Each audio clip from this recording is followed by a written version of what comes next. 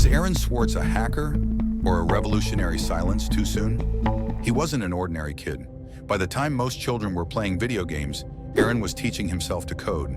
At 12, he built an online encyclopedia that worked just like Wikipedia, before Wikipedia even existed.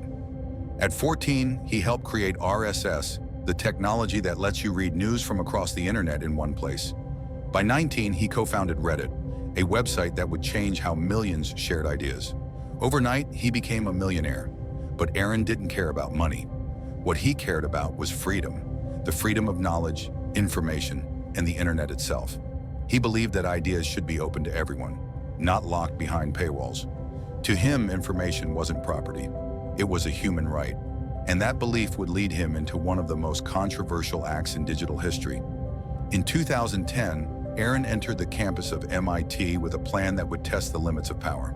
Carrying a small laptop, he found a network closet and hid the computer inside. He connected it directly to MIT's servers and began downloading millions of academic papers from JSTOR, a site that charged money for access to research mostly funded by taxpayers. For months, his hidden laptop quietly collected data, paper after paper, gigabyte after gigabyte. He wasn't planning to sell them. He wanted to release them for free, to give the world access to knowledge that should have never been restricted. But when the government found out, they called it a federal crime. The FBI showed up. Agents tracked his every move. Prosecutors charged him with computer fraud, data theft, and wire fraud. Crimes that together carried a sentence of up to 35 years in prison and $1 million fine, all for downloading academic papers. For 2 years, Aaron fought the case. He gave speeches about the dangers of corporate control, about how governments and companies were trying to fence off the free internet.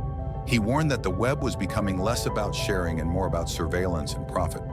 Many saw him as a hero. Others called him a criminal. But behind his calm words, the pressure was building.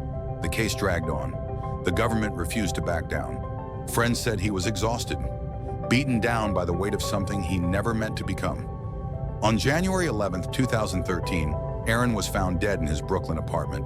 He was only 26. His family said he didn't take his life. The system broke him. His death sent shockwaves through the tech world. Protests erupted. Lawmakers questioned how a young man who had harmed no one could be threatened with decades behind bars. Aaron Swartz wasn't a hacker looking for fame or fortune.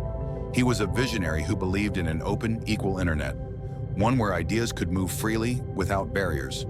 His story isn't just about code or computers. It's about courage, conviction, and the cost of standing up to power. And even now, years later, his voice still echoes across the web.